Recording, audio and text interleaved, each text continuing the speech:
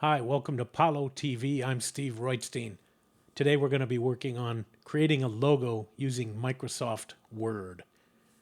We're going to start out by going to the dock. I'm on a Mac computer, opening Microsoft Word. Got a blank document. That's perfect. I'm going to click on this Create button.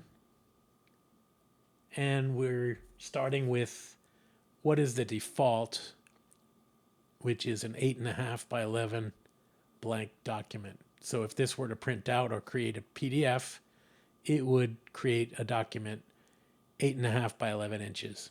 We don't want that. And I'll explain why in a minute. Let's go to the File menu, choose Page Setup, and under Paper Size, we're going to go to Manage Custom Sizes. We need to go over here to add a custom paper size. So I click plus. Right now it's called Untitled. And instead of 8.5 by 11, I'm going to type in here 10 inches by 10 inches. We're going to leave all these margins the same. And let's call this 10 by 10. So in case we need it again, we've got it. Click OK. And click OK once again. And I'm going to zoom out a little bit here down in the lower right-hand corner so that I can see the entire document. And now we have a square document. Why square? Well, what we're going to end up with is actually a logo which occupies most of the space of a circle. However, there doesn't seem to be a way to have a piece of document that is circular on Microsoft Word, so we're just going to use this. The first thing we want to think about is your company. If you're an artist, if you're a record company, a studio, a music production company, a manager, or some other kind of company, you want to think a little bit, or more than a little bit, about what you want this logo to get across to people. So we're going to start out with three things in mind. The name of your company, so you can't really get started with this until you have that. The main purpose of the company. And who's your target market? If you're an artist, a singer, a rapper, a musician, a band, your target market is your fans. If you're a record company, well, yeah, kind of. The listening public, someone who would listen to recorded music under your label. If you're a producer, maybe the public, because it depends on the genre of music, but some producers are kind of like public figures. In my case, I'm going to create a fictional company. The name of my fictional company would be Heavy Mug. This is a company that, in my mind, this fictitious company would be creating original music and sound design for visuals. Let's say film, advertising, TV, video, internet, anything that could be visuals, and I guess also radio. And the target market is actually the companies that could hire my company. And I'm thinking, okay, well, the name Heavy Mug doesn't really mean much until the marketing starts to teach them what that means. And that takes a while, I guess, but that's not really our concern right now. I just want to keep all those things in mind because I'm thinking in terms of appealing to them. The place in the marketplace that this fictitious company, in my mind, occupies would be a company that kind of creates inventive, different, maybe slightly edgy music. Something that'll leave an impression, not generic musical wallpaper. So I've got that in mind, and I want the logo to kind of express that. let's get started by thinking in terms of that circle. And what's going to help me is I'm going to go to this Insert tab. Actually, let me take up a little bit more of the screen here. The Insert tab.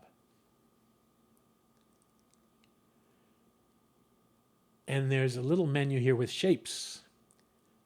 Click on there and you've got a bunch of shapes you can draw in. And I'm going to go down here to the oval shape. So now I've got that. As soon as I bring the cursor over the page, I can draw an oval. And there it is. Okay. I want it to be exactly 9.5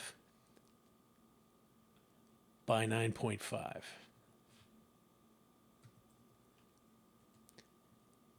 Now it's off center now, so I need to drag it to the center. It's also sometimes helpful for me, rather than clicking and dragging stuff, I might want to use the up and down arrow keys on the Mac keyboard. It looks like I've pretty much got it centered. There's my circle. All right. I've gone this far. I would like to go ahead and save this document just so I'm sure it's saved in case anything happens. I'm going to go up to the File menu, Save As, because I want to give it a special name. This class, what we typically do is use a class file naming standard. Before I actually decide where I'm going to put it, ahead of time I'm going to create a new folder. And I'm going to use the class naming standards for this folder. First initial, last name, then the name of the project. In this case, it's logo. And finally, the word project. And if you have a version number, you could put it there right now. I'm just going to leave that blank. Now what that did is it created a project folder for me to put this Word document inside. I wouldn't need it if all I had was the Word document, but we're also going to create a couple of other documents along with the Word document. So we're going to keep all the stuff associated with this logo project inside the logo project folder. All right. So now that I've got that folder, I can tell that I'm going to save into that folder because it's right here. I'm going to change the name of the document using the same naming standards. First initial, last name. Of course, you're going to use your name, not mine. And I'm going to put logo. And I don't have another version right now, so that's fine. First initial, last name, logo. And I save it. And now you can see up here that this document now has a name. All right, so we're looking at this document with the circle in the middle of it. And I'm going to quickly double click on the edge of the circle so that I can edit that circle a little bit. Got a couple things to mess with here. The fill and the line. Now, I'm going to go to the fill for a second and choose no fill, just so you can see what it looks like. This this circle has a line around it. If you want that to be part of your design, you can do that. In this case, I'm not going to use that. I'm going to go no line. But I actually do like the idea. I've got an idea for a solid fill. Not blue, though. I'm going to go here to the colors, and I'm going to choose just a standard red color. And I like that because it kind of jumps out. So that's going to be part of the branding consistently. This logo is always going to have that red color. Of course, this is an assignment for Miami Dade College. This does not have to end up being the logo that you fall in love with and use for the rest of your life. It's just for this assignment. If you end up liking it, that's great. Okay. So there's the circle. I'm going to close this little thing here. And now I'm going to go back to the insert menu, or tab rather,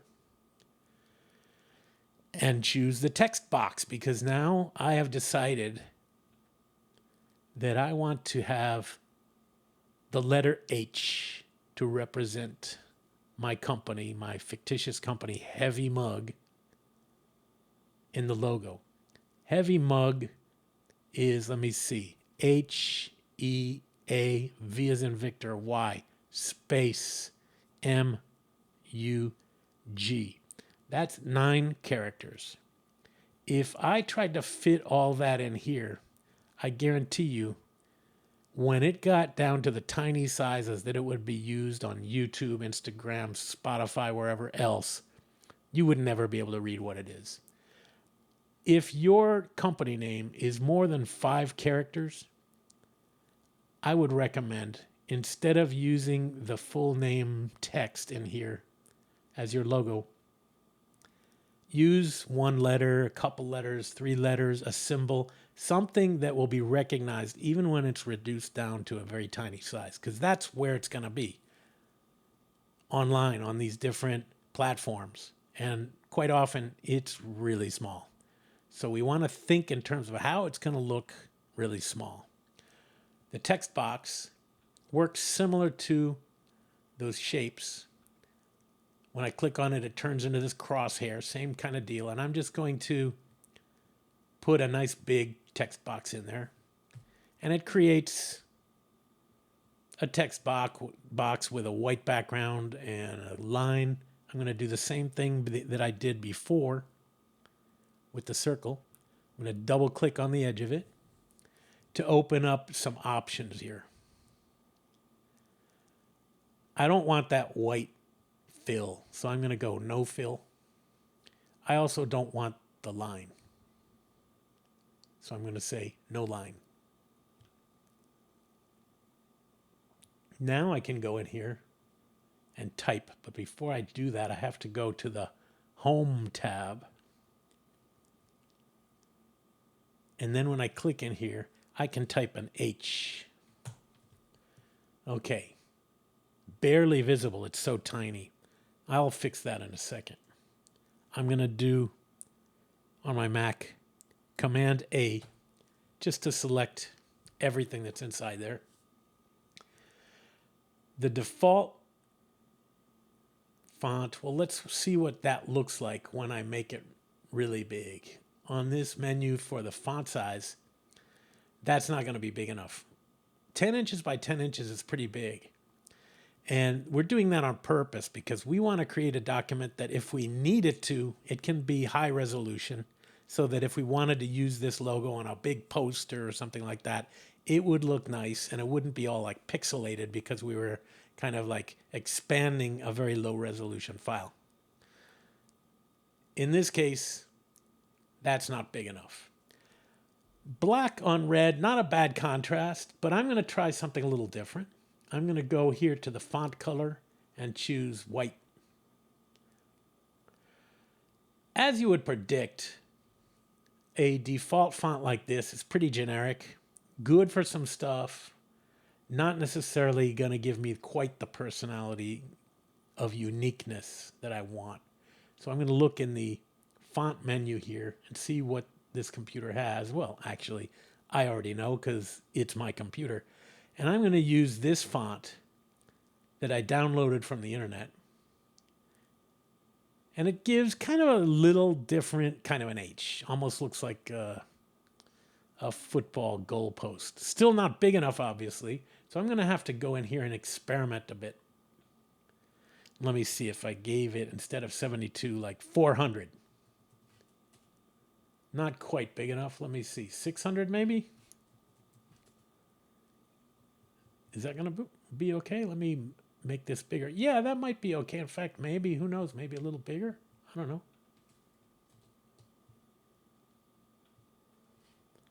700? Shall I dare? let's see. The idea is I want it to occupy most of the space of the circle. I think that's pretty good. I don't want to go too near the edges of the circle because I don't want any of the profiles or platforms on the internet to chop it off. But that looks pretty good. I'm just adjusting it to my eye to see if I can get it in the middle, basically, of this circle. I'm kind of liking how that looks. For now, I'm going to say I'm pretty much done with the assignment. Maybe it's just a little bit too closer to one side. That's all right. I'm just doing this by eye. I'm good with that. Nothing fancy, ornate, detailed is a part of this assignment. I really don't recommend it for this, and in my opinion, for your logo ultimately, because it's going to be lost online when it's reduced to a small size. So you want to make an impact. And how do you test that? Well, right now, I'm going to do what I call the tiny test and just zoom out.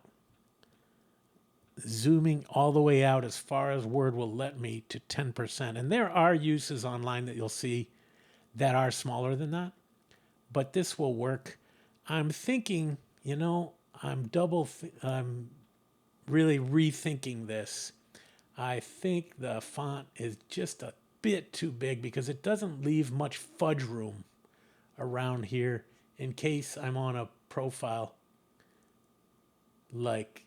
a platform that is going to maybe chop it off. So let me try 650. And if I go on here and kind of center it, is that going to help me center it? Not necessarily, but I can just do it by hand like I have been. You can click and drag it into place wherever you want, or I like to use the up and down arrow keys of my Mac. Try and get it kind of in the center here. Let's see how that works. I think it's a little off center. Probably a better way to do this, but I'm just looking. Not that there would be a law against having it off center. That's fine if you want to. I'm just going for the center look. Okay, I think I'm done. I'm going to save it. But remember, if you have this idea of something really cool that kind of tells the whole story of the name of your company, that's really not necessary for this assignment, and probably not for your logo for your company either, because that's not really what logos are trying to accomplish. They don't try to really tell the whole story. They just give your brain something to remember, and through repeated uses online consistently, always presenting the logo exactly the same, eventually people start to notice it and they say, what is that thing? And then they click on it. Oh, it's a company that makes music. Okay. And they start to associate it. Doesn't necessarily happen overnight, but that's part of your marketing. Okay, so we've got it saved. Now I'm going to use something very handy on the Mac operating system. I'm going to do print. And of course, I could go to the file menu and choose print, but I'm going to use the keyboard equivalent, Command P. But I'm not even going to print it. I do have a printer, but even if you don't have a printer hooked up, this still works because you can go down here to the lower left-hand corner of this dialog where it says PDF. Click there and choose Save as PDF. And now you can rename it, but we don't need to because it's already in the class file naming standard, but it automatically changed the file type extension to PDF.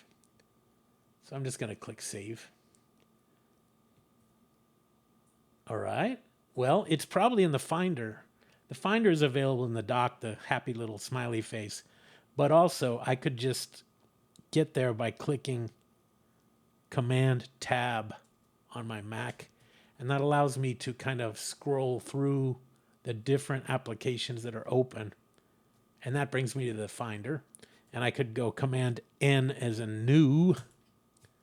and open up my desktop or wherever I wanted to look over here. But here it is, the project folder. I double click on that to open it. Two things inside there, as you may have predicted. The Microsoft Word document, it's got that DOCX extension. And then the PDF we just created. Let me double click there to open it up. Let me close this thing. And that's what it looks like. Predictably, it came out right. No mess ups. All right, good.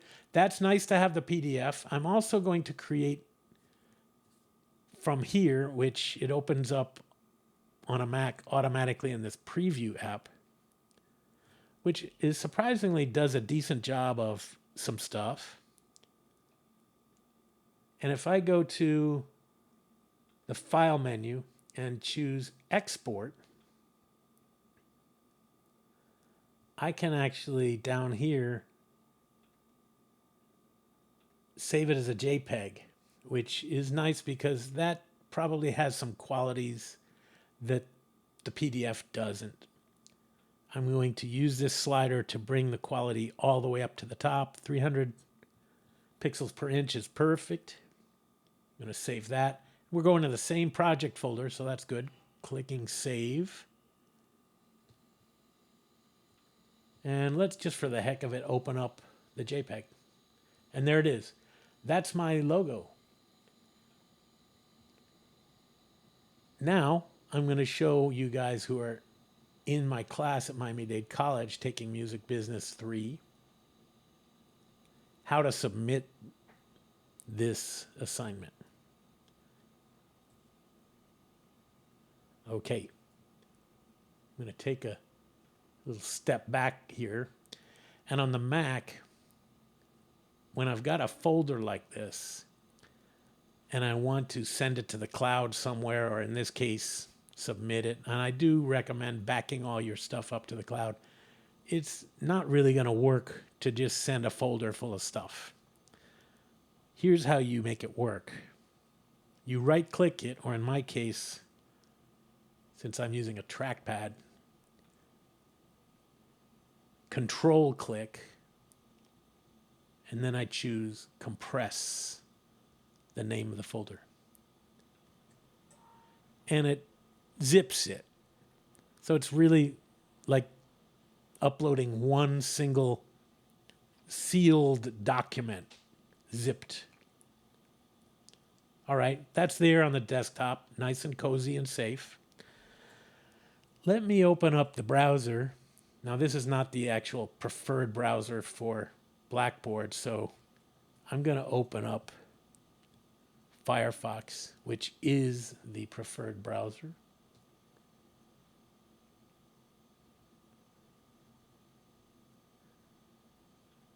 And I'm going to go to mdc.blackboard.com. I'm going to log in using my MDC credentials. I'm going to go to the course, which is this one, MUM 2703. And this is the home page of this course. All the assignments are located here in content, inside the assignment folder. So I have to open the assignment folder. And here is a very long-winded way of explaining what I just explained in this instructional video. So if you need some details later, you can check it out here. It's telling you to read the chapter in the book, etc. But I already did it. I'm going to click on logo. And now this is where you would upload your file. In this case, the zipped project folder. Here's the directions once again. Because I need this information from you, don't just upload the zip project folder. Before you do, go ahead and click Write Submission, or you could write it down here in the comments. I think either way will work. And I'm going to write company name, Heavy Mug. You'll put your company name, obviously. Purpose, original music for visuals. I could explain it a little better, like maybe film, TV, video.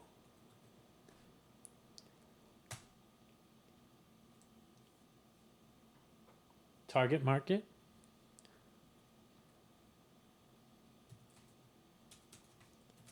Target market. For me, it's not fans because this is not a band or an artist or something. It's my potential clients. So I would say clients.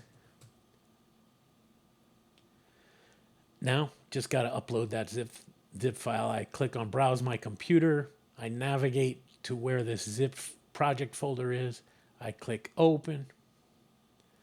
It's telling me that it's ready to go. It's attached. Click Submit. Boom. And it gives me an error for some reason.